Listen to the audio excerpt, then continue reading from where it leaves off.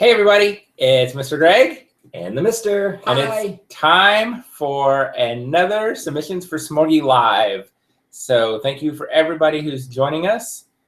We'll go ahead and get started with some things. We'll give everybody a few minutes to get on and join us. So a little different tonight. We're sitting at our dining room table. Normally we're sitting in the living room with the TV behind us. So we thought we'd change it up a little bit tonight. And the Mister's here. Normally he's in the background and all you can hear is his mystery voice from the back. So we thought we'd let him be on camera tonight. Yeah, he let me out of my my little hold yes. Right here and actually participate tonight. Yes, his little hold. That's a nice, comfortable recliner. Mm-hmm. So we'll go ahead and jump into a couple of housekeeping items. Make sure to head over to the blog, thekindergartensmorgasbord.com, and get entered for tonight's giveaways. We're giving away a $50 gift card to our TPT store and 2 one-year licenses to ESGI. And something else that Greg didn't know about that I decided I wanted to give away is one of these t-shirts that he's wearing, hashtag Happy Classrooms t-shirts. We've got size small to XXX, and someone is going to win one of those t-shirts tonight. Woohoo! All right, so there you go. So get entered. It's on the blog, thekindergartensmorgasbord.com. You can, it'll be the first post that shows up. Click on that post. At the bottom, you'll see the raffle copter, and you'll just get entered on that raffle copter. You only have to enter one time. So your one entry that gets you entered for all the giveaways. And you have to be present in the chat tonight to win. Yes. So you want to stay through the whole thing. And as soon as you hear your name as a winner, you need to say something in the chat so we know that you're here. And then we'll get you your prizes. Coming to present in Minnesota anytime soon? I was just there. Just there in May, right? Yeah, we were there at the Craigens Resort, which was beautiful, by the way. We absolutely loved it. We want to go back in the winter and do all the fun Minnesota winter stuff, like skiing and skating on the lake and ice fishing, snowmobiling, all of that fun stuff. Yeah, because snowmobiling would be great for your back. Ice skating would be great for my back. It would. Yeah, it'd be great. So let's go ahead and jump right into things tonight. Let's get started with a couple of questions, and then we'll talk about some other fun stuff that we have going on. So we don't have any questions going on in the chat just yet, but for those of you that might be new, I'll explain to you a little bit how it works. So you're going to ask the questions in the chat, and then I'm going to compile those questions, and I'm going to ask them to Greg, and Greg is going to answer them. So that's another reason why you need to be logged into the chat. 1, in order to ask the questions, you have to be in the chat. But 2, you have to be in the chat in order to win any of the prizes. So go ahead and get those questions going here in the chat, and I'll start compiling those and getting those together and asking those to Greg. In the meantime, we want to tell you guys, while you're thinking about some questions and getting them going, we want to tell you guys about a couple of things that we've done recently. 1, there is a deadline for Elevate Philadelphia. That's June 30th. So if you've not registered yet for Elevate Philadelphia, you have to register by June 30th in order to be a part of Elevate. You can do that at our new conference website, elevateyourclassroom.com. Again, that's elevateyourclassroom.com. Click on conferences and then Elevate Philadelphia. From there, you can see the schedule. You can register from there and get all the details for the day at elevateyourclassroom.com. Again, the deadline for registration is June 30th. Also, we just bundled some of our products. We bundled the boot camp curriculum, so you get all 9 creations. And we also bundled some research projects. Greg, you want to tell them a little bit about that while I can see if there's any questions? Sure. So if you're curious, first of all, if you're curious about what our Elevate conferences are all about, head over to the blog after the show. And I did a blog post today recapping Elevate Chattanooga. You can see lots of pictures, and I kind of talked about what the day was like and what it meant to me. Then there's also a fun video. So you can kind of see what our Elevate conferences are all about. So with the bundles, so the boot camp bundle is all 9 of the boot camp creations. So it's ABC boot camp, Word Family boot camp, Vowel boot camp, Blends boot camp, Vowel Family boot camp, Number boot camp, Shapes boot camp, Addition boot camp, and Subtraction boot camp. So you get all of the boot camps for a year-long curriculum. They're all bundled. They're available in all 4 themes, and they're up about 50% off of the price if you would purchase them regularly or individually. So it's a super good deal. So you definitely need to check that out. We get this request a lot, and it's something we finally kind of worked out the details on. We've bundled our research projects. And so the way we did this was I basically split it into 2 bundles. So there's a fall bundle and a spring bundle, or first semester, second semester bundle. And so I kind of took the research projects and kind of grouped them by when you would do them in the year. Of course, I know everyone's different. We all do things a little bit differently in our classrooms. So the bundles are available. The fall bundle has, I want to say, 12 research projects. The spring bundle has 16 research projects. And of course, as I create new research projects, those will be added to the bundles. And both of the research project bundles are also 50% off. So you can definitely check those out. And if you, the thinking behind the bundles is if you purchase the bundles, you're purchasing a year-long curriculum for your classroom. So you're giving your kids not only research-based, standards-based, rigorous content, but you're also giving them fun and engaging activities and content, as well as that consistent structure throughout the year. So you're giving them lots of scaffolding and support throughout the year. So that's what's up with the bundles. So check those out on TPT.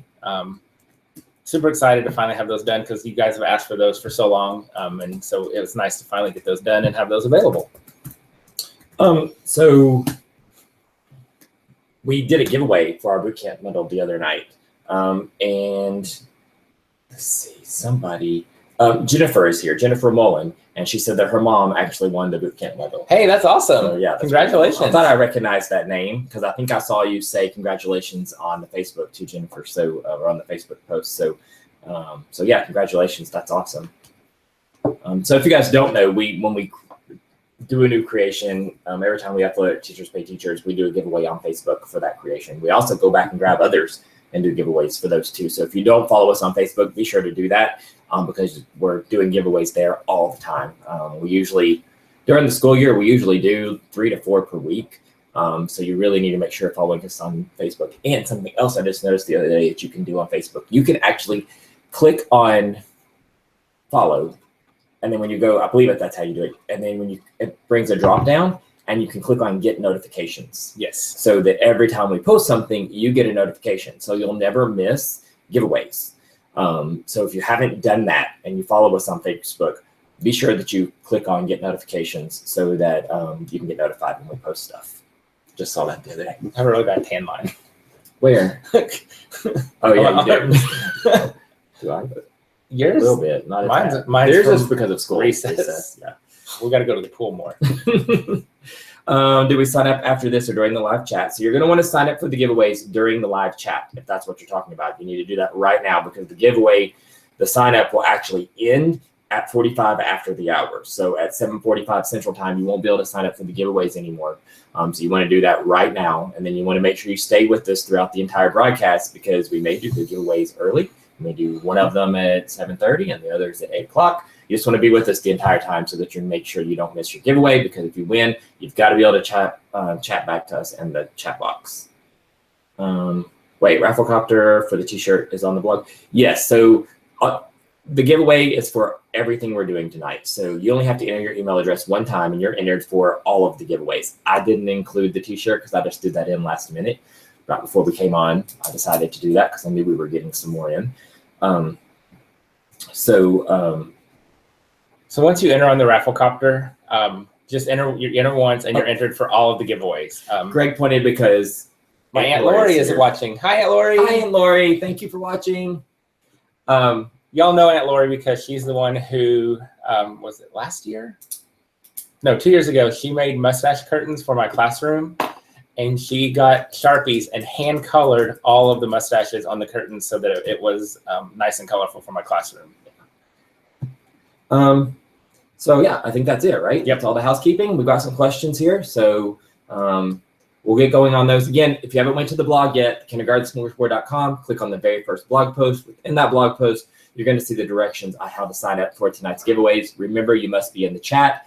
If you sign up for the giveaways, make sure you're in the chat. You can log in with a YouTube account. Or if you have Gmail, you automatically have a YouTube account. All right, question numero uno. From Carol, do you do growth mindset? Hey, Carol. So I did a book study on growth mindset last year, and it's something I believe in wholeheartedly. I think it's something that teachers need to be doing, and I think it's something we need to be doing in our classroom.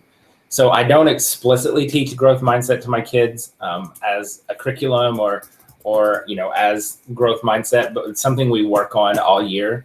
And we do a lot of things talking about ways we can improve, things we can do better. Class Dojo has some great videos here on YouTube about growth mindset. And with my kids, we talk a lot about exercising our brains. And that's how we work on growth mindset in our classroom, is exercising our brains and the things that we can do to exercise our brains. So we do it in our classroom, but I don't teach a growth mindset, but it's something that we work on all year in our classroom. And I think it's something that everyone should be doing in their classroom, and we should be doing as teachers as well. Next question is from Jean. She says, Greg, I'm loving the new book study. Are you going to be live on Facebook after each chapter or just some of the chapters? So we're doing our summer book study with Abigail from Kindergarten Chaos. And this summer we chose the book Making the Most of Small Groups by Debbie Diller. So the way it works is every Thursday, Abby and myself will do a blog post on the chapter. And we ask that everybody comment and share their ideas so we can have a conversation. And then on Thursday nights, we'll be live on Facebook talking about the chapter. So the plan is to do every chapter live on Facebook. And so last week, I didn't get to do it because I was traveling and I had just gotten home on Thursday night. So, but unless traveling gets in the way or something pops up, I'll be doing Facebook Live for every chapter. So that's the plan. And so if you have the book, if you can just jump right into the book study with us. It's very informal, very low key. And so if you want to join in, just follow the blog post on Thursday, join us on Facebook on Thursday nights for the live discussion about each chapter. So next question is from Hey, Jesse. I love it. I love it. Can you use your center wheel for second grade? Absolutely. So here's a little secret I don't think I've ever shared with anybody. I actually started using the center wheel when I taught second grade. That's where the idea came from. And so it was a little different in second grade because we actually did transition in second grade, but you could absolutely use the center wheel in second grade. You could transition or not transition, that would be up to you. If I had to do it all over again and I was in second grade, I don't think we would transition. I think it would be the very same system that I use now with the center wheel and all the choices built in. But yeah, it actually started in second grade and it moved with me to kindergarten. This next question is from Emily. I'm going to get rid of all my tables this year. Yes. But the thing that worries me is the children not having a home base like they did with tables. Was this an issue for you? It absolutely was not an issue. That's something that I was worried about that first year too. So it really was not. The kids it didn't even register to them. And I think part of that is because in kindergarten especially,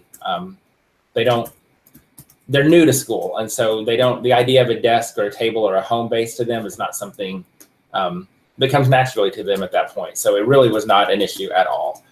The bath mats, using the bath mats does give them a personal workspace. So that helps a little bit with that.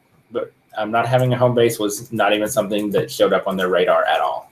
This next question is from Katie. Do you miss your students from last school year? Oh gosh, absolutely. Every year you miss them and you wonder what they're up to. And, after you spend 180 days and 8 hours a day with them, you grow very, very close and you truly become a family. And so, of course, I miss them and I wonder what they're doing. I mean, how can you not miss Hassan sneaking meat at lunch every day? So yeah, absolutely. I miss them. And the great thing about our school is that we're very much a neighborhood school. So I will see most of my kids next year because they'll be at our school in first grade. But now I'm excited to get a new group and see those personalities and see what kind of adventures and chaos and craziness will ensue in a new school year. This next question is from Jennifer. She said, I've been watching your past videos. What do you have your little mustaches work on when they come in on the first day of school? On the very first day of school when they come in, I have carpets and clipboards on the floor for them already. I tell them, hey, I'm Mr. Greg. I'm so excited you're going to be in our class. We're going to have so much fun this year. And I said, in our classroom, we don't have tables or desks and we do everything on the floor. And I say, so that's why we have rugs on the floor. So you can go find any rug you want. And on that rug, you're going to find some pictures to color and some crayons. And so the first day of school, I have some coloring pages out for them to color. So that's what they do on that very first day of school as they come in. Next question is from Michelle. Do you then add themes along with the bundles to your ELA? So yeah, so the way it works is we plan in 2 weeks segments, I guess.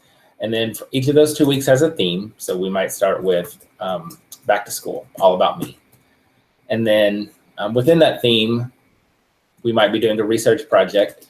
And then with the curriculum standards such as letters and sounds, that would be the boot camp.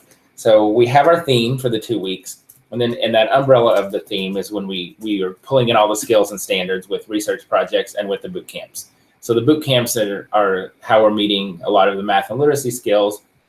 The research projects are how we're pulling in a lot of research and writing, a lot of ELA, comprehension stuff, vocabulary, and all of our science and social studies. We also do, under those themes, we also do a lot of art projects and hands-on stuff. So all of those are always related to that theme as well. This next question is from Jennifer. Mr. Greg, will you explain how you get your class to use the spinners? The spinners. I think she's talking about the spinners that's in the... Okay, I guess maybe for centers? Yeah. Okay, so I hope she's not talking about the fidget spinners, because if so, you don't use those. I don't use that. So the spinners, I teach my kids 3 different ways with spinners. The first one is the easiest for the adults, and it's pretty easy for the kids. It's a paper clip and a pencil. So they put the paper clip on the spinner, they put the pencil down, and they flick it. That's the easiest way. It's great fine motor practice for them, and sometimes it can be quite entertaining to watch them early in the school year trying to figure it out. And so it's just a lot of modeling, as with everything.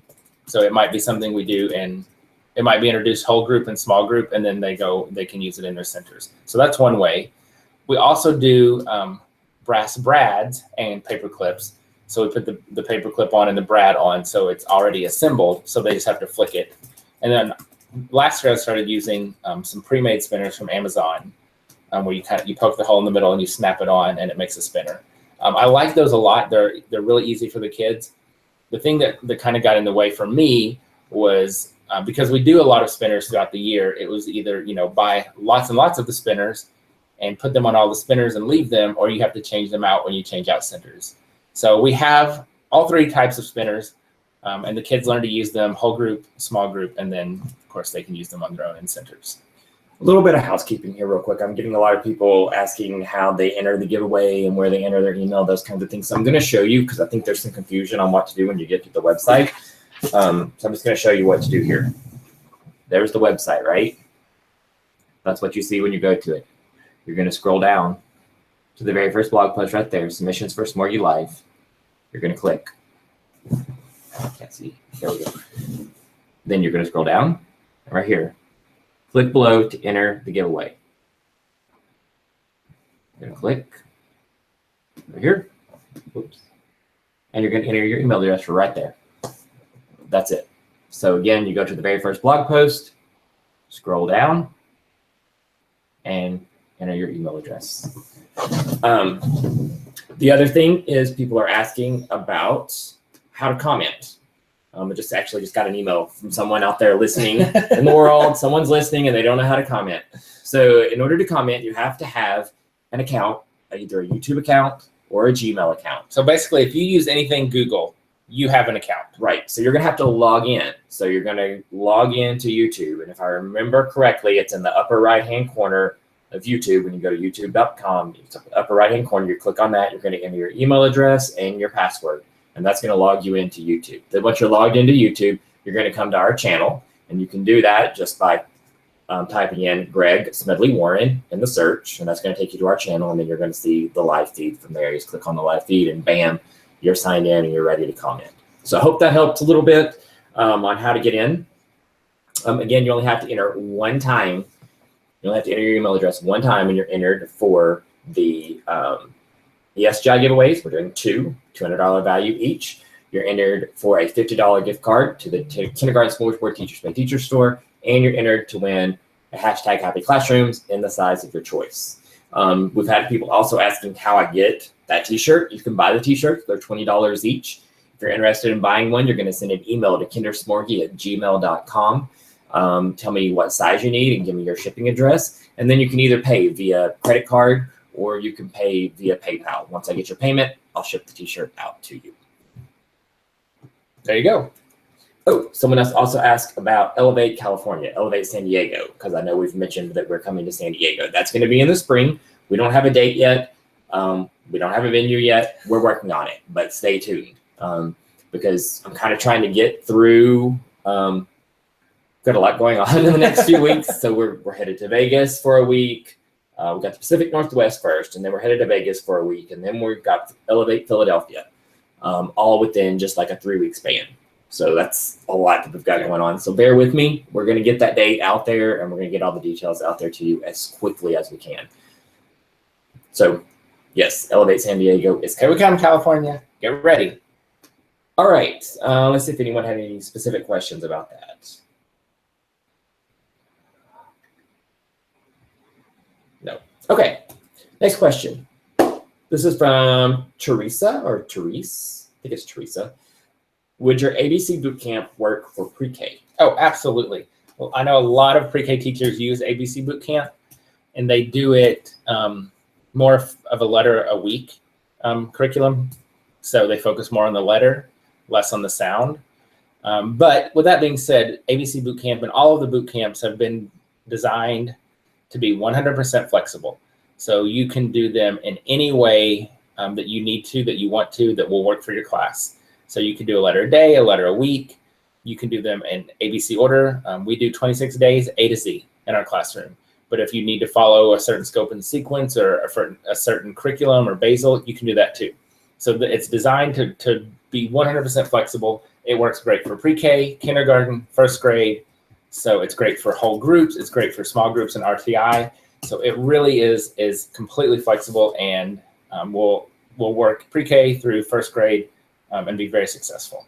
Suze wants to know if we can share the Amazon link for the spinners. I'll make note of that, Suze, to try to get that shared on Facebook. You can't share links here on YouTube. They won't let you share links. Hi, Suze. I'm glad you finally get to watch this. Yes, me too. But I'll make a note here to put it on Facebook.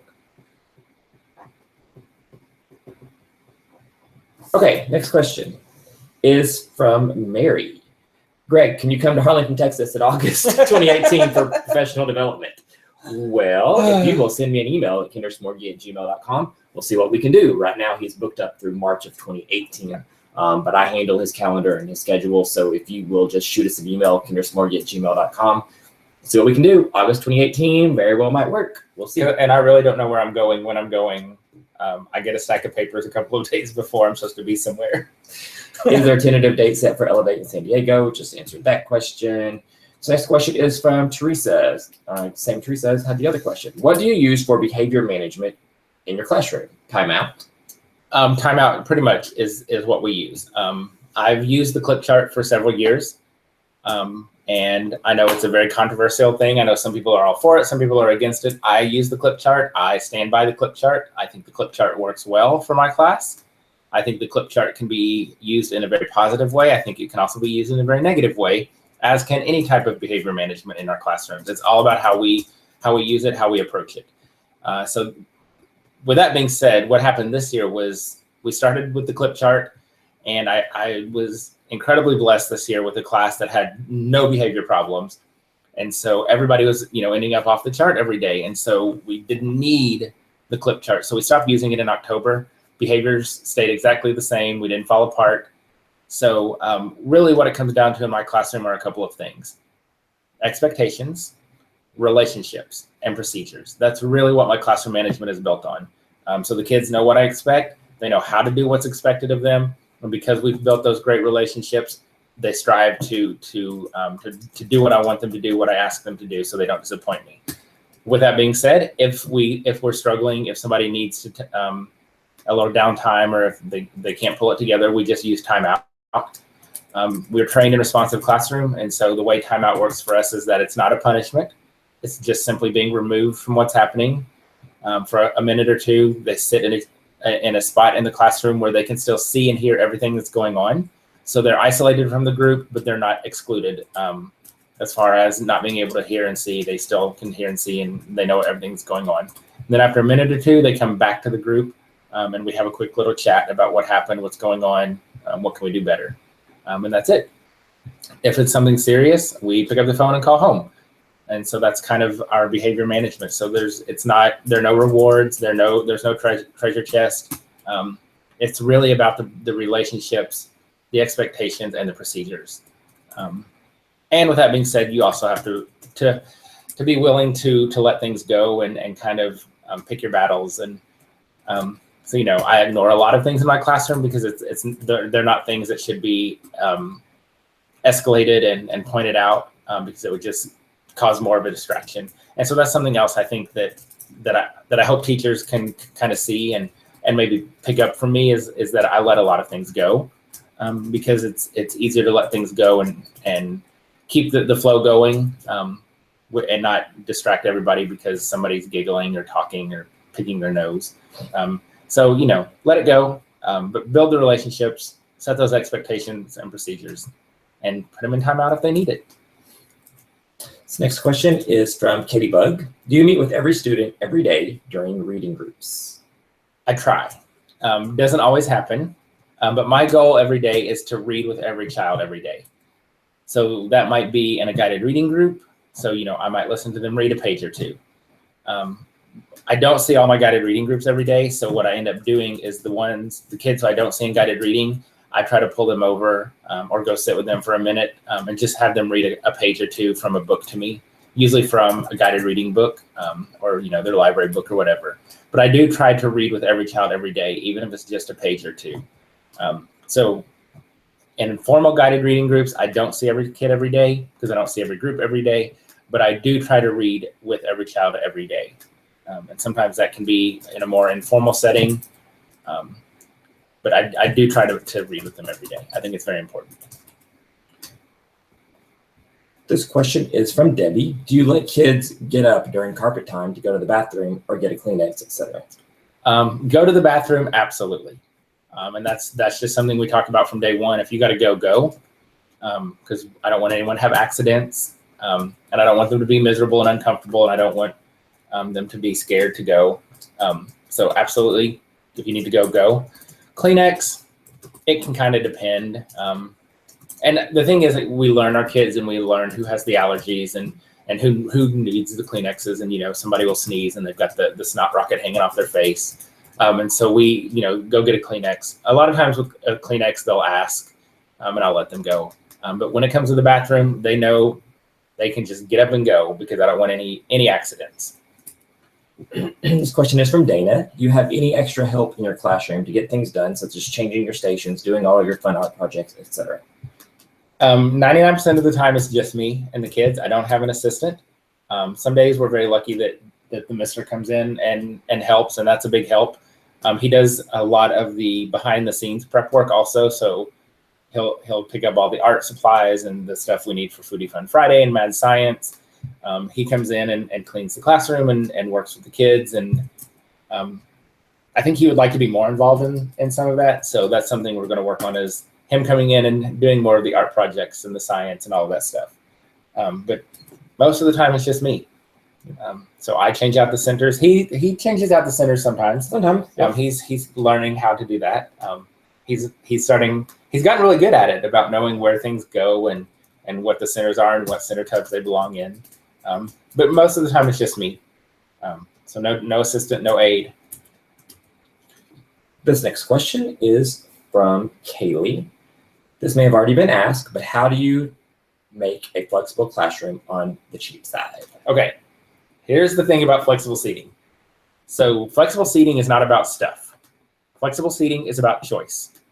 So you don't need to spend a dime to do flexible seating because flexible seating is all about giving the kids a choice. So you can simply do flexible seating by saying you can sit in your seat, you can stand up, you can sit on the floor, or you can lay on the floor. That's flexible seating. Don't have to spend a dime. You don't need stuff to do flexible seating. If you want stuff, if you get stuff, if you have stuff, that's great.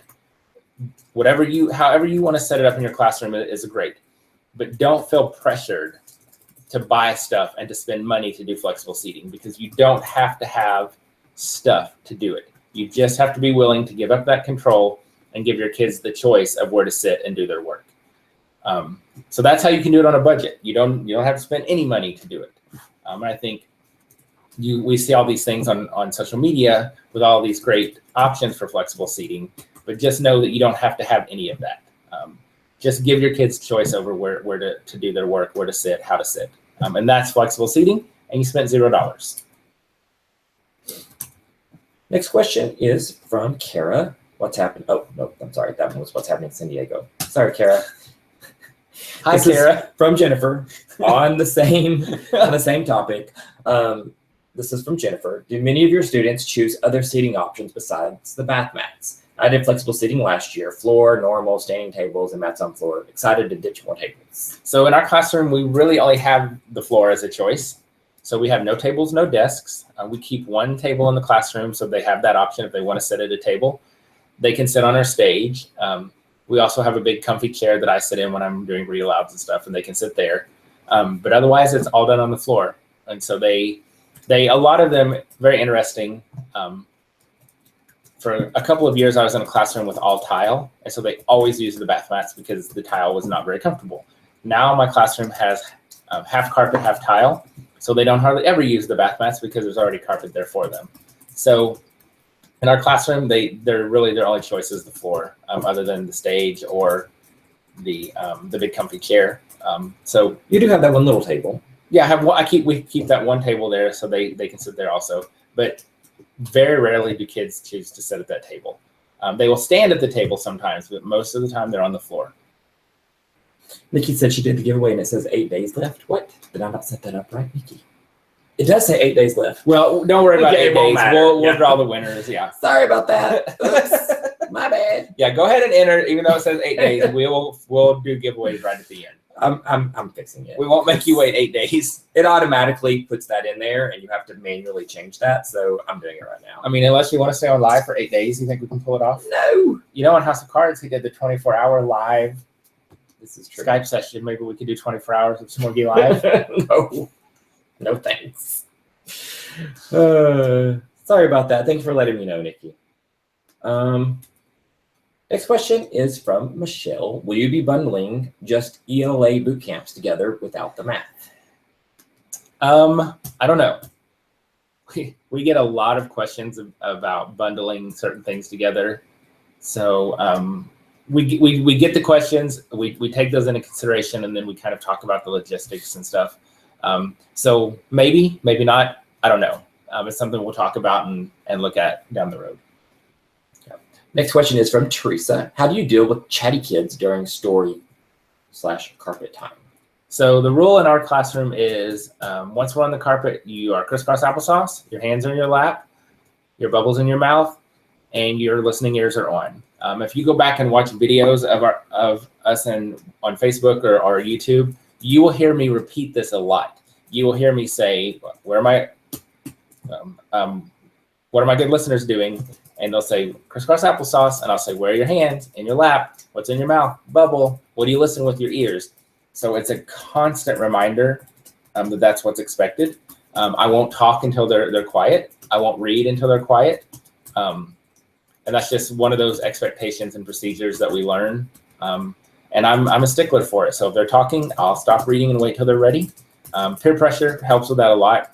Because they'll be talking, they won't even notice that the teacher's there because they have something important to sell about their sock, and so the kids next to them are like shh, hey, shh. And then they're like, oh, okay.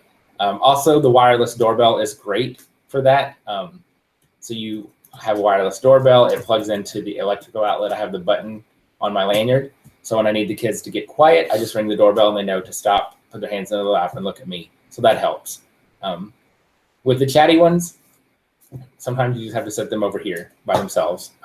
That helps too when they don't have anyone to talk to. So again, it goes back to those expectations and just constant reminders from day one until the last day of school that that's what's expected. I think that's part of why my kids do such a good job with things is that I give them daily reminders, and not so much me giving them reminders, but I'm asking them what they need to be doing. And so they're giving themselves and their friends constant reminders. And I think that's something that, especially as the year goes on, we kind of slack off on, and we just kind of think that, oh, they've done it for so long, they know, but they're 5. And so just constant daily reminders of what's expected. What about constant blurters? Same thing. Just and that's one of the things. Okay, perfect example. That's one of the things I kind of just let go, because it gets to the point to where it becomes a power struggle. It becomes more of a distraction for me to constantly address the blurter. So when they blurt out, we just keep right on going. And that eliminates a little bit of it because that attention is removed. And then what I usually will do is I'll pull them aside and be like, hey, look, this is not going to work. I need you to raise your hand. I need you to do this. But it's one of those things you just have to let go. A few years ago, I had a little guy. Y'all, I kid you not, from the time he hit that classroom door until the time he left on that bus at the end of the day, he did not stop talking. And that's not an exaggeration. He just talked constantly. And so we just kind of learned to ignore him, and I talked a little bit louder when I needed to. But it was one of those things I just chose not to make a big deal of and let it go. And it helped a little bit. You know, we just, again, it's reminders, it's talking to them. You know, you can set them off to the side by themselves if you need to. There's some great books. My Mouth is a Volcano, Lacey Walker, Nonstop Talker. Those are great books to talk about those kind of things. Here's another one on management. What types of things do you ignore? You just pointed out one, right? Oh gosh, you name it, I'm ignoring it. If it's not, so, you know, and that's one of the things I think it keeps things going. And that's the key, because when we stop with the flow, then, you know, the kids kind of get all over the place. So I ignore the blurting out. You know, but if the whole group is chatty, we have to talk about it. I mean, it's really kind of hard to point out specific things, because it just really depends on the situation and what we're doing and what's happening. Like I said, if they're in danger, if they're hurting each other, that's not something I ignore. If they're making guns out of leg, I don't ignore that. But those other things that, you know, it's really just teacher judgment. It's personal preference, but it's, you know, we have to learn to let things go. I had questions about, what do you do if they giggle a lot? Well, I'll giggle with them, and we go on. And so, you know, we have to remember that they're 5, and we work them incredibly hard in our classroom. So they're going to giggle, and they're going to blurt out, and they're going to have things to tell us about their sock and the steak that they found, and mom drinking, you know, the bottle of wine. So those are just kind of things that we have to engage in and acknowledge, and not let it take away from what's happening in our classroom, and not get into those power struggles. So a little bit of housekeeping really quick. We're nearing the end of the giveaway. It's going to end in 7 minutes. So if you've not yet signed up for the giveaway, you need to go to the blog right now and do that. Go to the kindergartensmorgasbord.com, click on the very first blog post, which is Submissions Live June 2017. And then in that blog post, you're going to see the directions on how to enter the giveaway. It's going to end in 7 minutes. So if you've not done it, you need to go and do that right now at the kindergartensmorgasbord.com. So it's right there. And lights. Miss Mookie says, I hope you'll put a shop button on the webpage. So, well, we've got a big surprise coming for you guys. Oh. We're opening our own store. Woohoo! We'll just tell you, we're going to open our own store. So that's when you're going to see the Shop Now button hit the Kindergarten Smorgasbord page. So stay tuned for more information on that. But thanks for the question, Ms. Mookie. Appreciate that. But just stay tuned. Hopefully within the next couple of weeks, we're going to have a big announcement for you. So it's coming. And we're going to have lots of fun with it. We're going to be able to do a lot of fun things. Fun things. Yep. Super excited. Yeah, we've been talking about it for a while, and we finally just bit the bullet. Yep, decided it was time. So right now we're working on getting all the products in there. All 400 of them. That's going to take a while. We're also eventually going to make other things available, such as T-shirts like this and like this. You're going to be able to order them directly through our store. We'll probably make other things available as well. So just hang tight, and we'll see what all fun things we have in store for you guys. So it's coming. But until then, if you look on the right side of the website of the blog, there is, I think it's like the very top, maybe the second thing down on the right side of the blog, there's actually a TPT thing that shows up, and you can just click on that, and it will take you straight to the store on TPT. Yes. Sorry. Wanted to look at something really quick.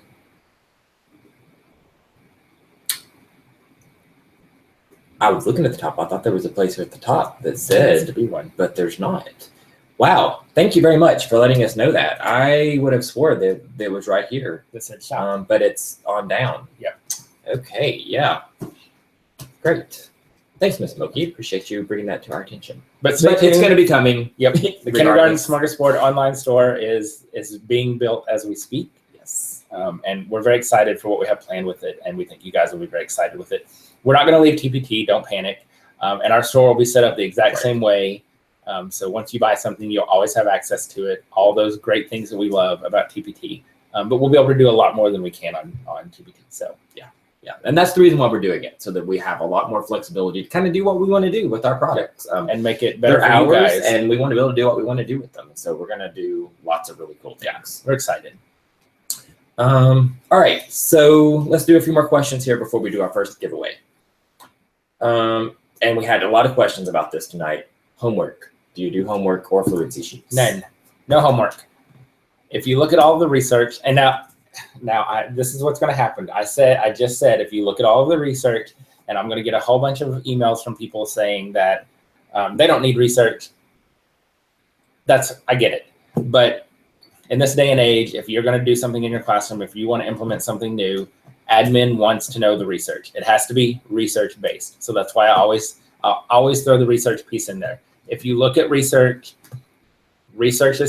shows that homework for early childhood, especially kindergarten, pre-K, really has no effect. So last year I went to my principal and I said, I want to stop giving homework to my kids. I showed him the research. He said, let's do an experiment. Let's go 2 months with no homework, see if we notice, anything. Stop giving homework for 2 months, nothing changed. Grades didn't fall. Nobody fell behind. Nobody soared. Like they didn't suddenly skip, 4 reading levels. Nothing changed. It had no impact at all, other than they didn't have to do homework. And so I give my kids 3 assignments every night for homework. Read a book, practice your sight words, and play. That's it. And that's their homework. And so parents have liked it because it's less stress for them. Unless, we can be very honest about this. The kids who need the extra practice probably aren't doing the homework because they probably don't have help. The kids who don't need the homework are doing it, and they've got the help and the support they need. And then, we always have the ones who you can tell that clearly they didn't do the homework, but an adult did it. So with, there's no benefit to homework. We work our kids incredibly hard in our classrooms all day, every day. So they don't need to go home and do more work. They need to go home and play and be kids. And so we don't do homework. We don't do fluency sheets. I hope they read a book. I hope they practice their sight words, but really I hope they go home and play.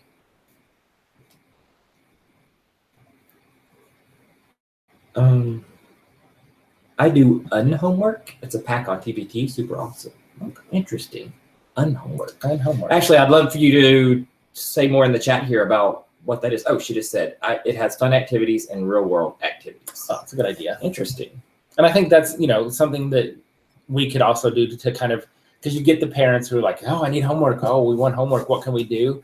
And I think it's just a matter of giving them ideas of things that they can do. Look for sight words when you're at the grocery store. Talk about numbers when you're at the grocery store.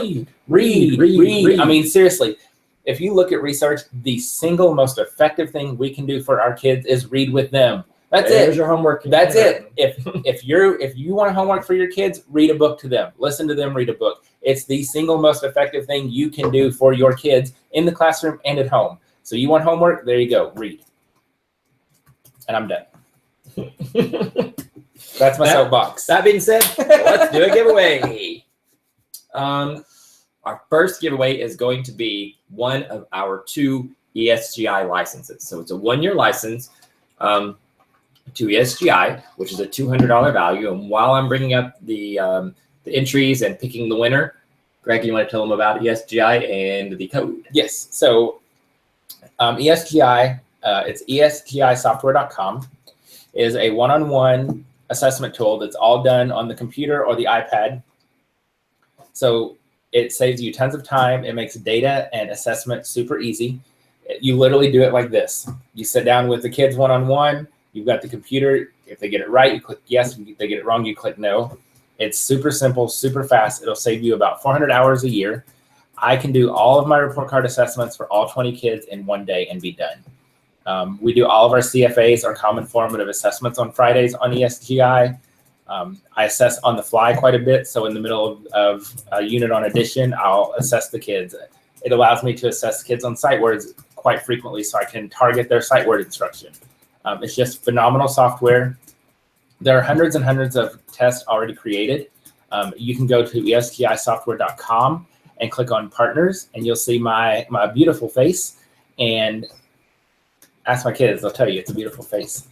And you can click on my face, and you can see all of my tests and assessments, and you can use those. Or you can create your own assessments. And now they have a feature where let's say you want to use a sight word test, but you need different words than what I have. You can actually copy my assessment and edit it to fit your sight word list. So it really is an amazing tool. I think every classroom should have it. I've had it for about 4 years now, and it really is a game changer when it comes to assessment and data. And it's one of those things, it's a must-have in the classroom. So it's esgisoftware.com. It's $200 a year for a classroom license. But if you use the code Smorgie, Smorgie, S-M-O-R-G-I-E, Smorgie, you can get a 60-day free trial, and you'll save $40 off of the subscription price. I know that's a lot of money, but trust me, it is worth every single penny. You can send home, you do your assessments on Friday, it generates all of the data immediately. You can then immediately send home, you can print or download the PDF and email a parent letter that says, today I tested Jason on his sight words. He got all of these sight words right, and he got all these wrong, and then it will print flashcards that you can send home that are personalized for each student. So it is phenomenal software. On top of that, they're an amazing company. ESGI was created by a kindergarten teacher. They love teachers. They love supporting teachers. So it's just a must-have for every classroom. So Jennifer said that her district has DRA2, DRA2, and I've heard that the kinder teachers spend 45 minutes to 1 hour or more per student. I wish they would look into ESGI. I've heard great things about it. Yeah, because 45 minutes, I'm done with a math and reading CFA for all of my kids. So yeah, it's phenomenal. Can you use ESGI for the new KEI that we have to do in Metro? Yes, it's something that you can use as part of that. You can't use it for the beginning of the year inventory. That's a state of Tennessee thing, but you'll be able to use it as part of the portfolio. And Sandra just asked a question, can you use the code to renew? You can't use the code to renew. It's for new users only. So you can't renew using the code. And the code is always good. It doesn't expire. So if you've not signed up, if you've never tried ESGI, that code will always be good. Do we have a winner? We do. Are we ready? We're ready. The winner is, and if you already have it, let us know in the chat. Before I announce the winner, let me tell you again, you have to be live in the chat to win. So when you hear your name, you need to say something in the chat right away and let me know that you're here. Otherwise, we're only going to give you just a little bit, and then we're going to draw a new winner. But if you already have ESGI, let us know in the chat. And if you want to give it to someone else in your building, you're free to do that. Or if you want to say in the chat, hey, draw somebody else's name, I already have it, feel free to do that as well. We have people do that from time to time, and that's extremely nice. So tonight's winner is Elizabeth Augustus. Elizabeth Augustus. If you are in the chat, please let us know that you're here because you have won 1 free year of ESGI.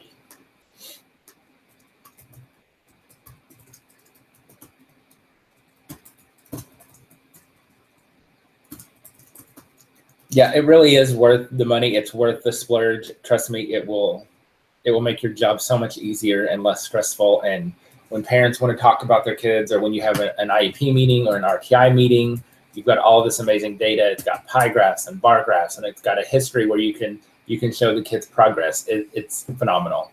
Totally worth the money.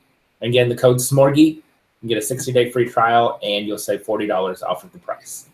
Elizabeth Augustus, are you here? So everybody's saying congratulations.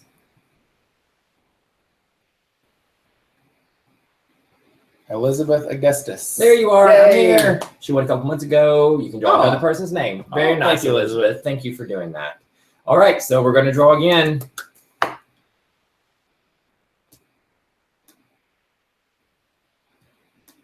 One second. It's loading.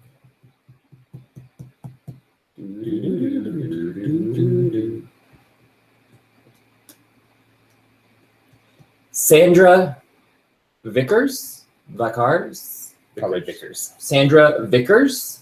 I know you're here. I saw your name earlier. Sandra Vickers, are you here? I think you asked a question.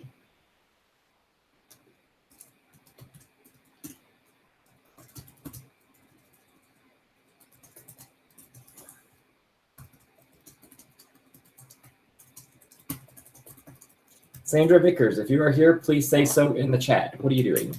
Why are you making faces?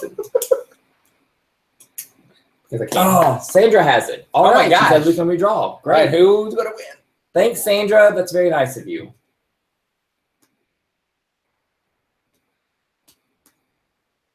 Up next is Beth Zerker. Beth Zerker. If you are here, please let us know in the chat. You have won a free year of ESGI if you don't already have it. Third time's a charm. We'll find out. Beth Zerker.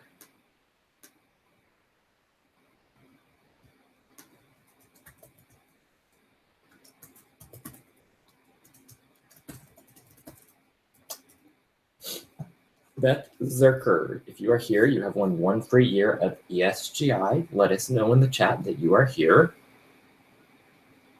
And I tell you what, while we're waiting, let's go ahead and draw for the t-shirt too. Okay.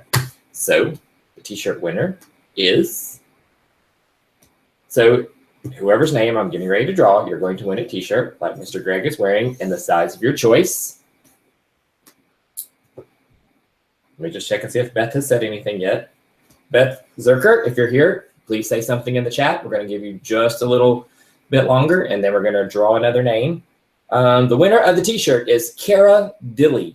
Carla Dilly. If you are here, please say so in the chat so that we can get you your name.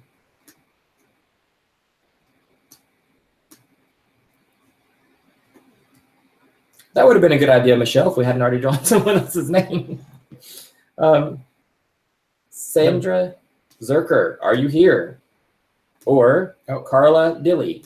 You can't let me do this. I had to turn my computer so he can't see it. He's trying to run my show here. You do your thing. Talk. What do we talk about? Anything. Are there any more questions? How long are the bundles on sale for? The bundles are on. They're going to be that 50% off price. So they're going to stay that price. So Carla Dilly's here. We normally the bundles are discounted 25%, but because these were so big, we went ahead and did 50%. So they will be on sale that will be their price. Congrats, Carla. We will get the t-shirt. I'll send you an email, and you can let me know what size and your shipping address, and we'll get the t-shirt out to you.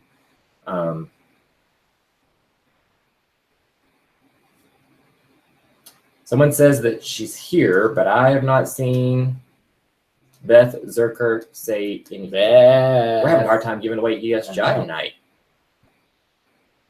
All right, we're going to go ahead and draw another name, Beth. Fourth time's Let a me charm. just look through here and make sure I don't see your name anywhere. Make sure you haven't said anything.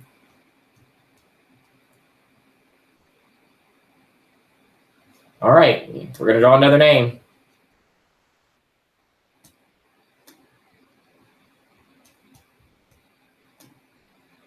Notice I had to move my computer so he doesn't get all up in my business over here. Get around town. Cindy. I can't help you because I can't see it. Mirochini.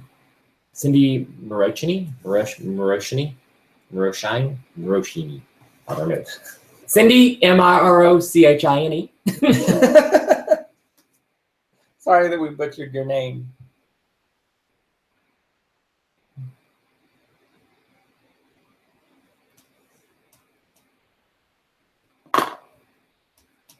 Cindy Mirochine. Mirochine. There she is. She's here. Yay! Congratulations. Thanks, Cindy. Let's make sure you don't already have it. Cindy, do you already have ESGI?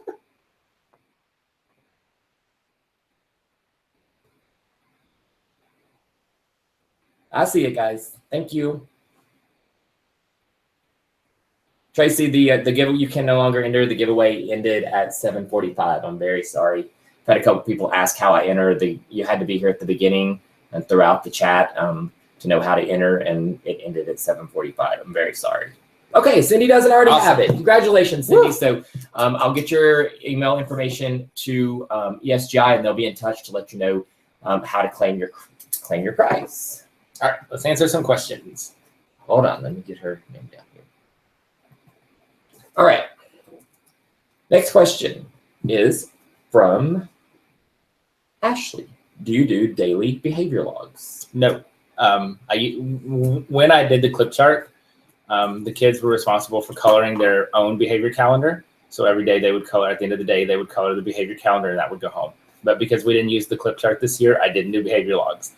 I explained it to the parents. If you don't hear from me, then you know your child had a great day.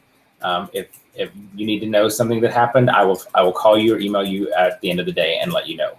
So that's how we handle behavior. Next question is from Jennifer. I've heard you tell the kiddos bubbles in. Can you explain that? Bubbles in means a quiet mouth. So we use the bubble at the beginning of the year to set that expectation and set the procedure. So bubbles in simply means put a bubble in your mouth so you can't talk. Once we are pretty strong in that, it's just a bubble in means a quiet mouth. So some of them will still put their bubbles in, some just have a quiet mouth. Do I expect them to put their bubble in and hold it for the entire time? Of course not. I expect them to put their bubble in and stay quiet. Next question is from Angel Herring. Hi, Angel. Hi, Angel. How are you? Hope your dad's doing well.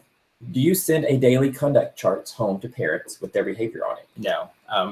I just said it's a matter of if I need to talk to the parents about behavior, I will call them or email them. Otherwise, the parents know that everything went well that day, that their child had a great day.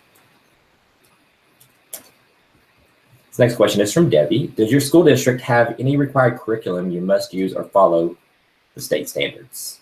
We have to follow, of course, the state standards. We're switching to Tennessee state standards next year. So, of course, everything we do is aligned to the standards and meets the standards. As far as curriculum, we have Journeys for reading and Go Math for math. And our district considers them resources. So we don't have to use them. But we do have a scope and sequence that our district puts out.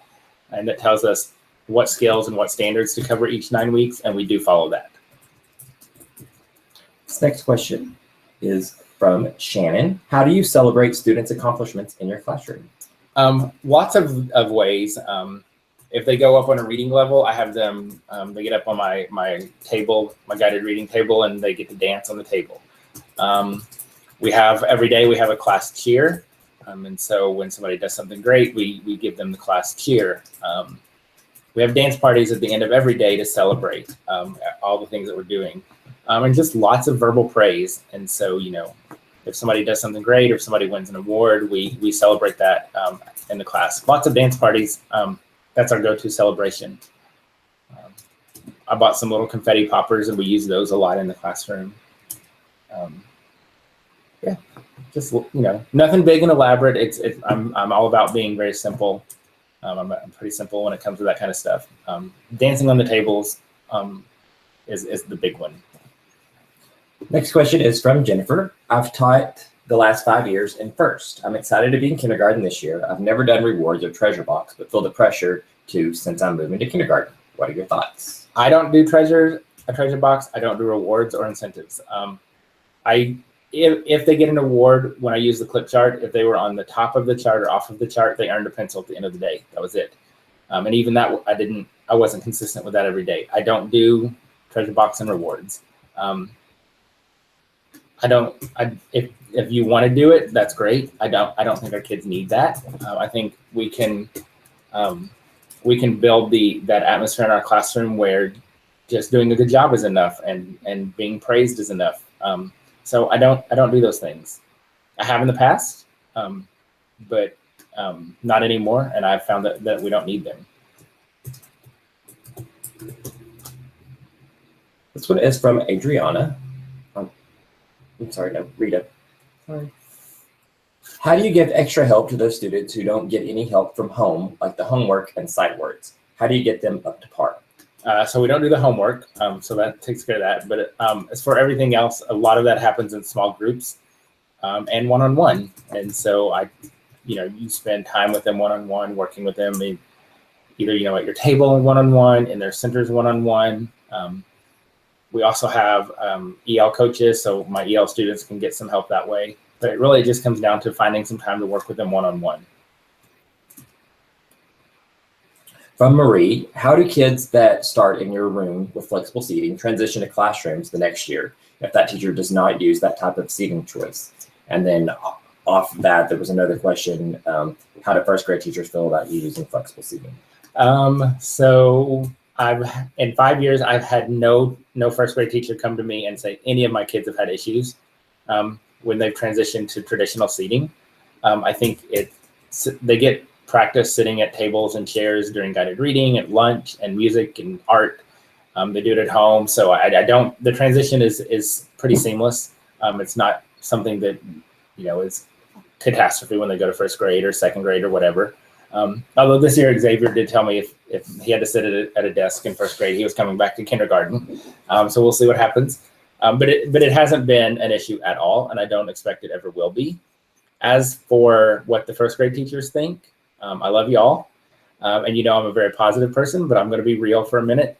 I don't care. And I don't mean that in any ugly, hateful kind of way. It's just that if my classroom expectation is flexible seating, that's absolutely 100% acceptable.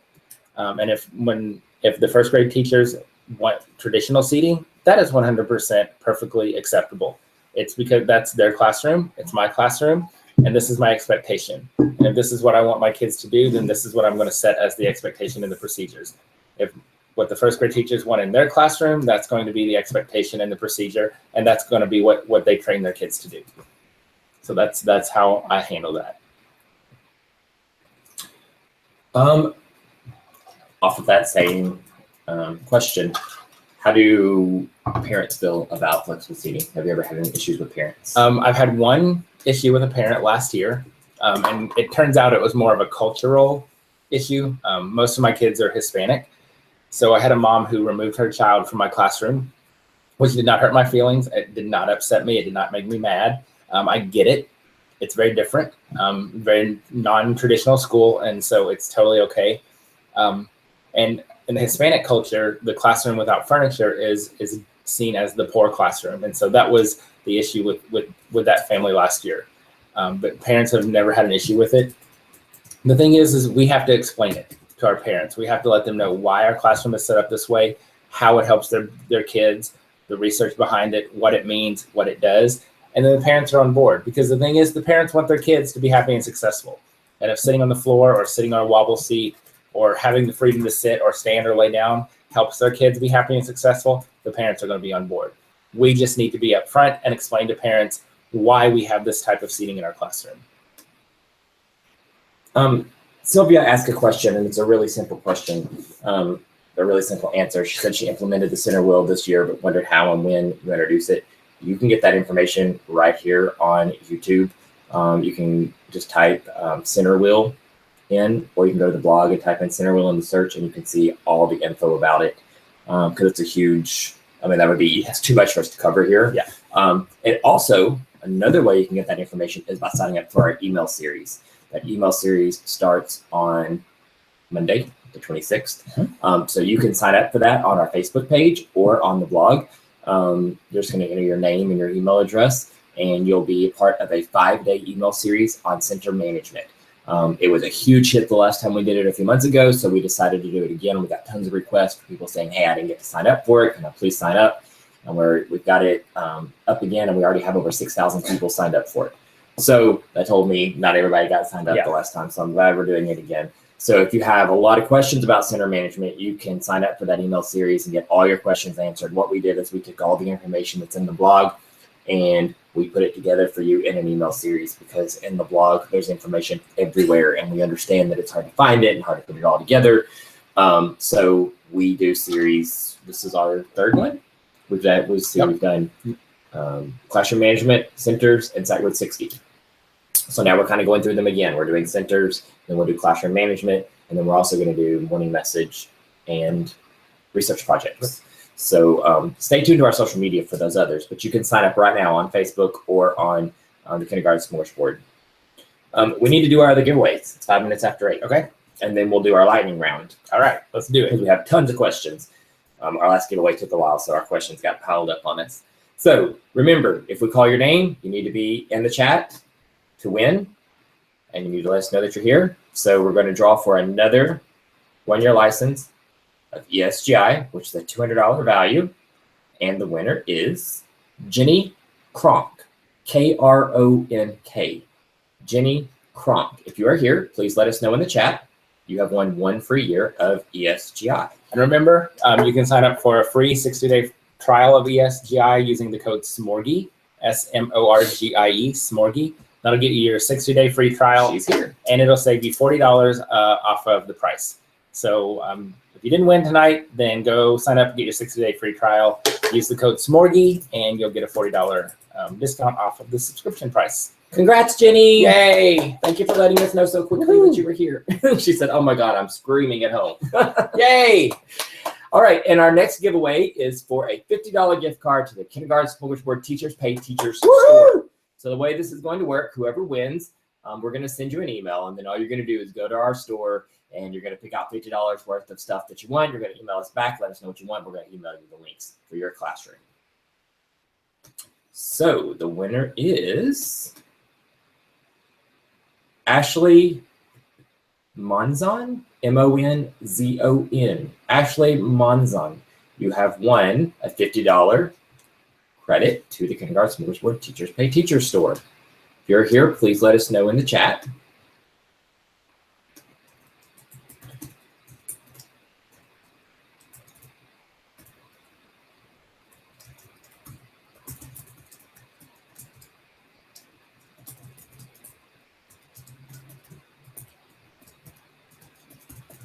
Oh, there she is. Yay! Congrats, Congratulations, Ashley. All right, so I will be in touch with you via email, and we will work out your prize. And for the other 2 people who won ESGI earlier, but you already had it, I'm going to send you a T-shirt. That was a great idea by Michelle to send you a T-shirt, so that we will do that. So I've got your email address, and what I'll do is I'll email you, get your mailing address, and get you some T-shirts. Woohoo! Yay! Don't let it go Congratulations, away, because that everybody. was very nice of Right, you it to was. give up your win, since you already have it, to someone else to be able to win. So thank you very much for doing that.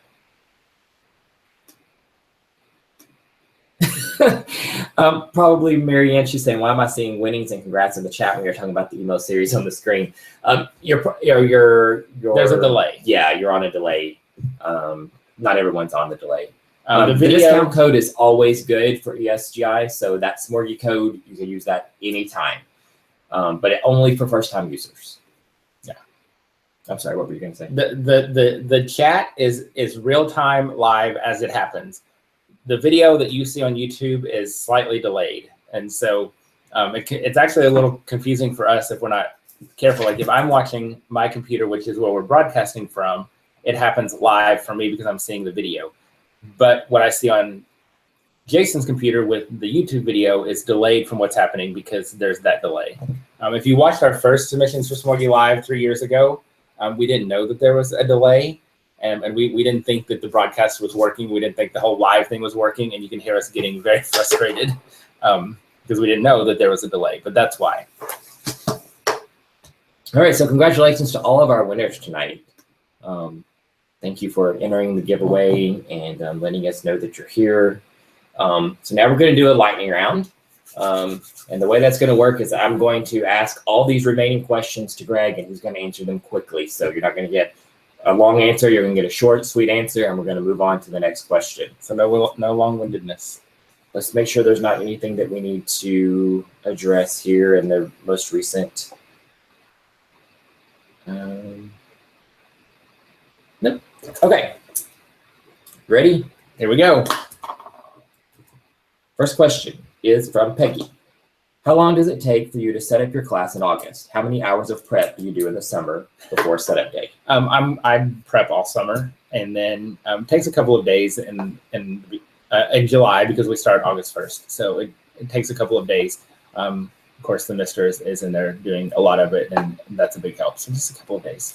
Kristen, how do you handle their supplies with flexible seating? We do community supplies, and so we share everything. If you go to the blog and type in community supplies, I have a whole blog post about how that works and how it's set up. From Ashley, can you suggest top 3 things that teachers should get done during the summer before school begins? And go. Print and laminate as many of centers as you can, so you have them all ready to go for the school year. Organize as much stuff as you can, and just relax. So you're rested and ready to go for the school year. From Anastasia, how many kindergarten classes are in your building? 8. Do reading specialists, interventionalists push into your classroom? No, they pull out. So we reading specialists, we don't have those, but interventionists pull out, and then special ed would pull out, and they also push in. Were parents surprised to see that you were not using desks in your classroom? Oh yeah, absolutely. And especially when I first started it at my school 2 years ago, they were, but they loved it. When I moved to my new school 2 years ago, again, it was a surprise because I was new there, but now it's normal and parents are very excited about it. From Jennifer, do students have independent reading time only during their center time when it's one of their choices? Yes. They also have it in the morning if they finish their journals, but we don't have a 20-minute drop everything and read silent reading time. From Jenny, do you have a newsletter template you use to keep parents informed? I do. It's on the blog. You can just type in newsletter and it'll pull up somewhere. So the search on the blog is in the upper right-hand corner if you're on your desktop. Otherwise, it's going to be in your little menu at the bottom of your screen. From Jessica, my admin wants to incorporate family nights each month for kindergarten. What do you suggest on how to get the parents involved with this? Well, what I did this year, there's a blog post about it called Bring Your Family to School Day. You could totally do it at night. I had the families come in and the kids taught the parents how to do the centers, and the parents or the families worked with the kids in their actual centers. So that's parents loved it. The kids loved it. We had like 12 out of 18 families show up. So it was simple, easy, and everyone loved it. From Tracy, morning meeting is an important part of your class. Yes. Do you do other parts of responsive classroom in your classroom? We do academic choice. Academic choice, because we have a ton of choice built into our day, and then the take a break is also part of it.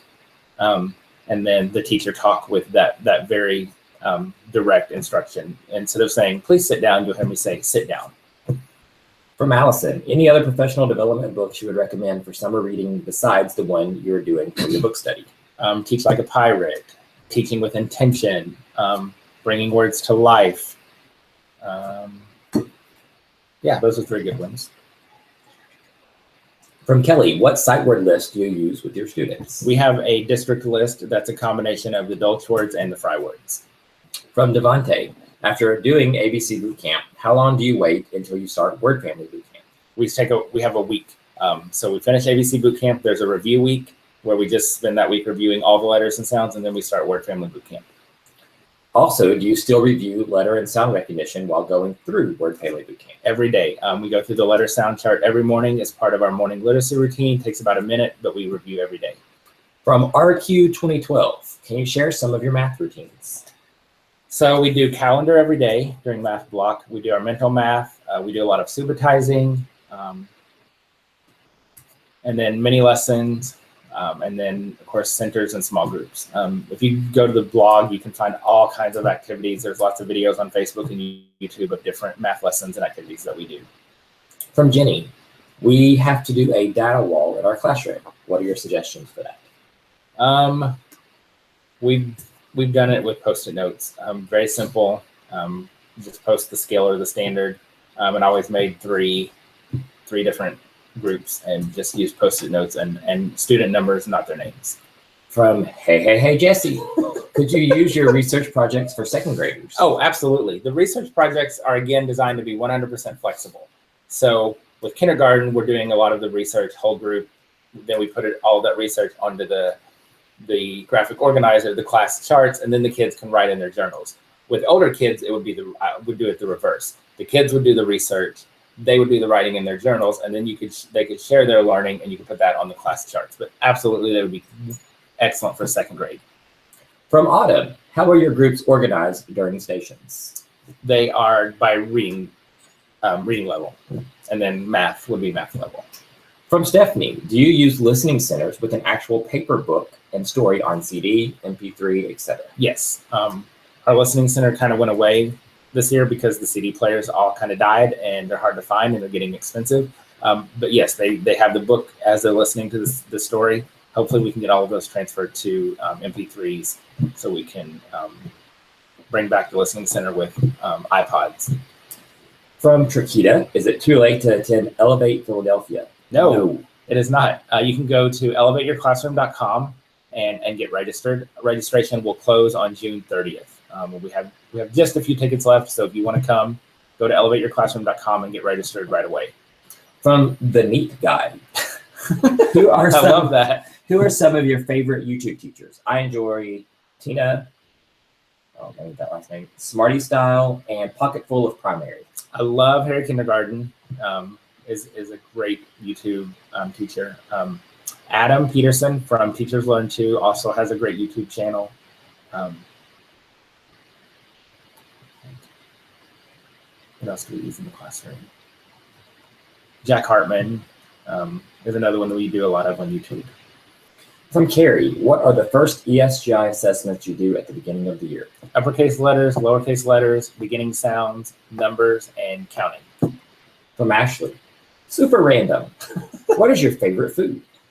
Pizza. Like, I could honestly eat pizza every single day for every meal. From Cindy, do you have a reading incentive program? No.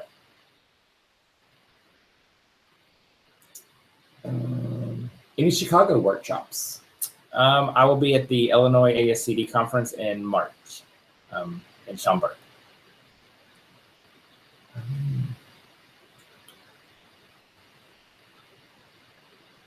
Did we do how are your groups organized during stations? Yes. I implemented the center wheel this year, wondered how, and we already said that. You can go to the blog for that. What is some advice that you would give first-year teachers wanting to teach kindergarten? I'm a pre-service teacher who has a job lined up already. Super excited, but also nervous. Two things. Don't be afraid to ask for help. Teaching is very isolating, and there's a lot of pressure on us to just figure it out, to be perfect. But it's okay to fail, and it's okay to need help. So don't be afraid to ask for help, whether that's in your building or whether that's through the network that you're building on social media. The other thing is, teach them everything you want them to do. Don't assume that they know how to do anything. Don't assume that they know how to sit in a chair, how to sit crisscross applesauce, how to line up. If you want them to do it, teach them how to do it. Ashley actually commented as well, and she said that she just wrapped up her second year in kinder. She said to focus on routines, procedures, and expectations. That's it. She said like 2 weeks of practice. Oh. Makes a world of difference. No, 6 weeks, 9 weeks. I always tell people to watch for the pumpkins. And so when the pumpkins come in October, everything should be flowing smoothly. But don't be afraid to put in lots and lots of time at the beginning on those procedures and routines and expectations. You'll make that up tenfold the rest of the year. Dana said she just wanted to let you know that she's addicted to our videos and posts. You guys rock. Thanks, Dana. That's very Thank nice. you. We appreciate that. From Michelle, Jason, what do you do for a living that you're able to help Greg so much? I do this. I am now his right-hand man. The Kindergarten Smorgasbord grew into a business that we did not anticipate. And so I am lucky enough to be able to handle all the business operations for the Kindergarten Smorgasbord.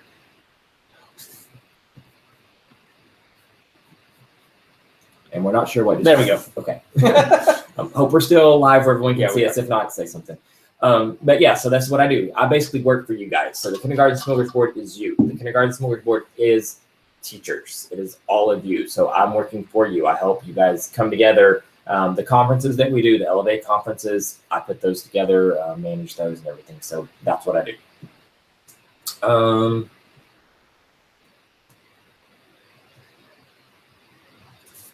How long's the discount code? It's always good for ESGI, Smorgie. You can use that All any the time. ABC Bootcamp for pre-K?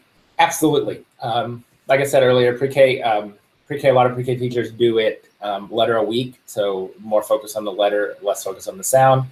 But all of the boot camps are designed to be 100% flexible. So you can make it work in your class for whatever you want to do with it, however you want to use it, whatever your kids need.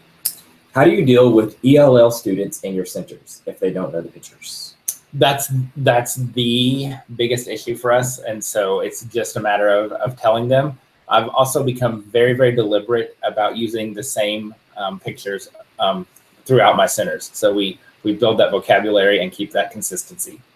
How long would choice time work? We don't have choice time in our classroom as far as like free choice, but the choice that's built into our classroom comes during center time. So the kids have lots of choices over what centers they're doing, what activities they're doing, and that lasts about an hour. From Autumn, what do you do at open house? Nothing really, just we set up a table with snacks for the families. I get everybody to sign up for Remind, the messaging app, sign some paperwork, and we chat. It's very informal in my class. Do you introduce just one center a day at the beginning? That's from Jenny. We start with the tubs, and then we slowly start to introduce the other 4 centers over the next couple of weeks. Dawn says she likes to focus on the sound in her pre-K class. Oh, perfect. I like that. Makes a lot of kindergarten teachers very happy. Are we supersized Smorgie tonight? Well, it ended up being that way. We didn't intend, but our giveaways lasted a little longer, and we're actually kind of finding that we get so many questions now. It's kind of grown. We have so many people that's part of it. It's hard to keep it condensed to an hour. Yeah. And it's the summer, so it's easier in the summer. We really like to keep it at an hour though, just because, but especially during the school year, because Greg has class the next day, has to go to school. I get to sleep till about 8 or 9 before I start. Meanwhile, we're all at work, getting up early. Advice for ABC Boot Camp when I have both pre-K and kindergarten together. I think you do ABC Boot Camp the way that it's kind of designed. You do the sound, the letters, you do the circle maps. I think some of the differentiation comes in with the student circle maps. So your kindergartners might be doing a little bit more of that independently, whereas your pre-K students might need a little bit more scaffolding. Jessica said she's talking to Devontae, who is actually just getting ready to start teaching. She said, I just graduated myself and just got my teaching job in kindergarten as well. I learned more from the kindergarten Smorgie board than from all my college classes. Good. Wow. That's a huge compliment. So thank you for that. And that's what it's about. It's about sharing and collaborating and coming together so that we all can be better. And I learned just as much from you guys as hopefully you learned from me. So that's what it's about. Any advice for the trampoline use in the classroom? Again, it's all about procedures and expectations. Set it somewhere so if they fall off, they don't hit anything. And be very, very, very consistent with it. The rule in our classroom is that you only bounce with permission. And if somebody bounces without permission, the trampoline goes away for the whole day. And I'm a stickler for that. If I see somebody get on that trampoline and bounce without permission, I put that trampoline away. And after a couple of instances of that in the classroom, that eliminates that problem. Are there going to be any special speakers at Elevate Philadelphia? Not for Philadelphia. You're going to be with just me. Just stuck with the whole Mr. Greg.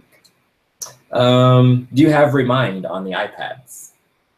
I have a hard time getting everyone to sign up. I do it at open house. I actually pull it up on the screen, and I have the parents get out their phones and sign up for Remind right then.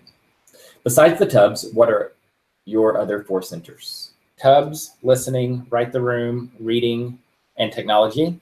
For literacy and math, it's math tubs, math the room, graphing in 10 frames, and technology. We covered this earlier, but really quick, how do you address flexible seating with parents at the beginning of the school year? Explain why we do it, the benefits to the kids, how it works, and really it's all about the benefits to the kids because parents want their kids to succeed. And if it helps them succeed, they're happy. When do you teach turn and talk time? It's taught during our morning meeting. And so it's something we work on all year long during morning meeting. Kelly said, I want to do ABC Boot Camp and my principal is against doing a letter a day. And she did a side face with a tear. If you go to the blog and type in research, it will pull up a blog post that has the research to support doing a letter a day. And all of the research says that a letter a day is the most effective way to teach letters and sounds. So it is completely research based. And there's the research, and there's actually some studies where they've studied the data from different classrooms to show that it's effective. And we actually just did our own survey, and I have got a bunch to go through. If you're a part of our newsletter, then you would have received an email recently that said, hey, if you would mind sharing your data from ABC Bootcamp, we would love to have it. And it was very simple. We didn't want any names. We didn't want where you're from. We just asked very simple questions. One was, how many kids do you have in your class? How many knew their uppercase letters before boot camp? How many knew lowercase? And how many knew their sounds, all pre-boot camp? And then we asked, how many knew their uppercase? How many knew their lowercase? How many knew their sounds post-boot camp? So at the end of the 26 days. And the data was out the roof. It's outstanding. Where I'm trying to put together our own little, or I am putting together a case study. So we're going to be able to share it with you guys so you can see exactly what ABC Bootcamp did. So not what any other 26-day program might have done, but what ABC Bootcamp did in these classrooms, because these are classrooms that used ABC Bootcamp from the Kindergarten Smorgasbord, and this was their real data from real classrooms across the country, even some from Australia. So we're going to have that available hopefully within the next week or so. I'm waiting to get a few more in. So if you're watching tonight and you received that email, or if you didn't receive that email and you want to participate, let me know. Just send an email to kindersmorgie@gmail.com, and I'll send you the link so that you can give us your data. I'm sorry, what were you going to say? I interrupted you. I don't remember. Okay. Next question. Would you ever do a workshop at a school? Oh, yeah. Always. We do them all the time. So you can email us at kindersmorgie@gmail.com, and we can see what we can work out. Yeah. Right now he's booked through March of next year, but there might be some wiggle room in a few of those months somewhere. So just shoot us an email. What's your behavior plan? I talked about it earlier. I don't really have a behavior plan. It's really all about relationships, procedures, and expectations. And that's what it's really about. If we have an issue, we go to timeout. We go to timeout. If I need to, I call parents. Sorry, that was related to tonight's chat. I wasn't just texting someone. They sell a trampoline with a bar to hold onto, but I noticed yours doesn't have this. Nope. Do you have a preference? I go without the bar. I mean, are they going to fall? Yep. Do they fall? Yep. But they're 5, and they bounce, and they fall off the playground equipment, and they fall off the scooters in the gym. But the trampoline's not near anything they can fall right themselves on. Yeah. So it's positioned, and I'm always there when they're on there. So, we have to get over the fear. From Autumn, do you use the same song every day for the end of the day? We did Roar by Katy Perry and Can't Stop the Feeling by Justin Timberlake. All right, we're just going to take a few more here. I think we've almost got them all answered, and then we're going to end for the night. Please do a research project email series. It's coming. It's going to happen. How do you search on your blog? Upper right-hand corner, or if you're on your phone, I think you're going to, at the bottom, you're going to scroll and you're going to see everything at the bottom, and you're going to scroll till you see search. Also, be sure to go to the Research Center. There's tons of stuff there. That's how you can get a link to our YouTube channel, a link to the ABC Bootcamp page, which gives you all the information about ABC Bootcamp, freebies, lesson plans. You can download the handouts for Greg's sessions there. You can actually download the entire presentation if you want to from the Resource Center. So there's a lot of information in the Resource Center. What's the name of the morning meeting song you always use? You're probably thinking It's a Beautiful Day by Jack Hartman. Did ABC Bootcamp for the first time this year. My class scored higher on Ames web testing than the other 3K classes. The other classes are on board to do it in August. Yes. Great. Awesome. Awesome sauce. Are there going to be any more videos with you and other teachers discussing various topics like the round table teacher chat? We haven't done one of those in a while, but it's something we probably will do once we get into the new house. We can't really do it here in our apartment, but once we're in the new house, it's something. I think those were lots of fun. They were a lot of fun. Yeah, so it's something. We had teachers come from hours away. Yeah, so it's something we'll do once we're settled into the new house. So Devontae, if you're near, you'll have to come. I don't know where you are. He said he would love to sit in, so that would be awesome. Absolutely. Does your new school or old school have a school pledge that everyone says each day? We do. I don't know that I can say it right now. From Emily, what do you have the children wash their trays with? Clorox wipes. And then I bring them home on Fridays and the mister washes them. Unfortunately, they don't fit in the dishwasher, so they have to be hand washed. Maybe our new dishwasher will in our new house. That should have been a requirement. So, and here's the thing about ABC Bootcamp that I want to let you guys know as well, because this is, I've seen a couple people talk about they use ABC Bootcamp, their whole team loves it, blah, blah, blah. So not everyone on your team has to buy ABC Bootcamp in order to use it, but they do have to buy the additional license. So the way that works is if you buy it, Brandy, then, and there's 4 people on your team, you can buy an additional license. So the other 4 people on your team can use your ABC Bootcamp. So you buy it at, I think it's like a 50% discount. So you buy it really cheap. And then everyone on your team can use your ABC Bootcamp. So not everybody has to go and buy it. So I just want to let everyone know that in case your team thinks, oh my goodness, I have to go and buy ABC Bootcamp. No, if you're all on the same team, Brandy, when you buy ABC Bootcamp, you can buy the additional licenses and everybody on your team can use it.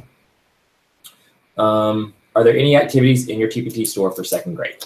There's some stuff on time, and Val Teams Boot Camp would work for 2nd grade, and the research projects are great for 2nd grade. Devontae says he's in Murfreesboro. So there you go.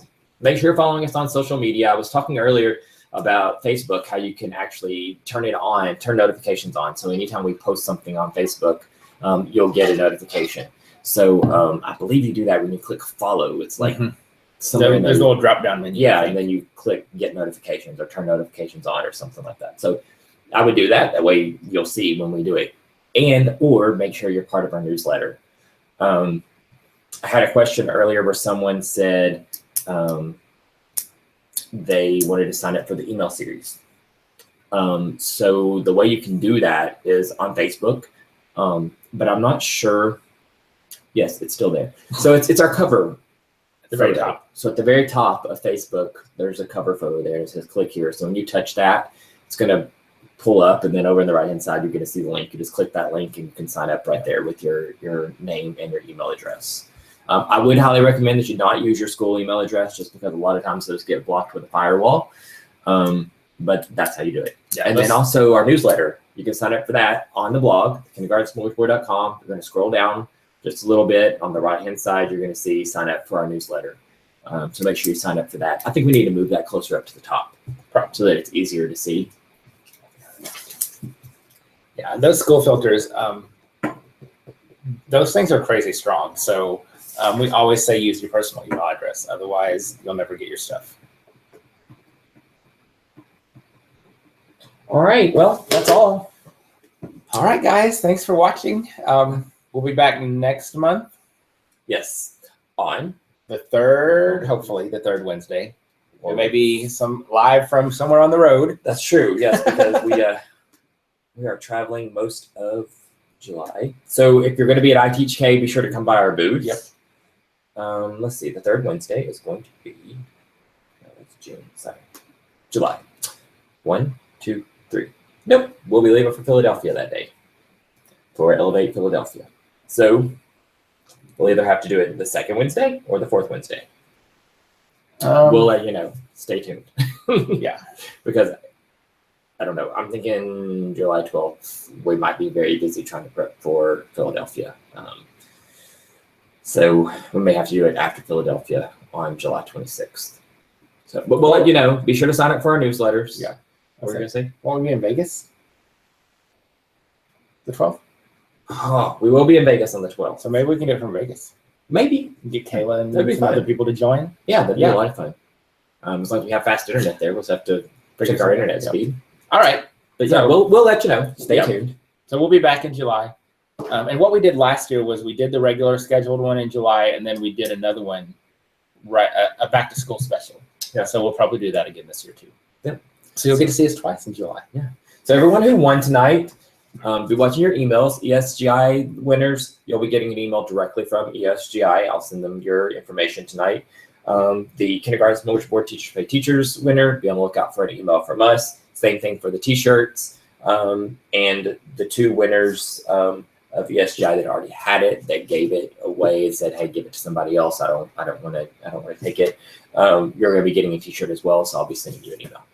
So, all right, thank you. We usually head over to Facebook now for an after show. The after show. So head over to Facebook and join us for the after show for a little bit. And those of you who keep wanting to see the doodles, they will make an appearance on the Facebook after show. Yep. All right. So, and just remember, thank you guys so much for all that you do. Take some time this summer to relax and rest and enjoy some downtime. And just again, thank you for all that you do for your kids in your classrooms. And remember, post on social media all the positive things that you're doing this summer for your classroom and to prep for next year. Use the hashtag Happy Classrooms so that we can change the conversation and let the world know how awesome teachers are and how awesome our students are and how amazing our schools are. So hashtag Happy Classrooms. Thank you to everybody for watching and chatting and having fun with us. We'll see you next month for submissions for Smorgie Live. Bye. Bye.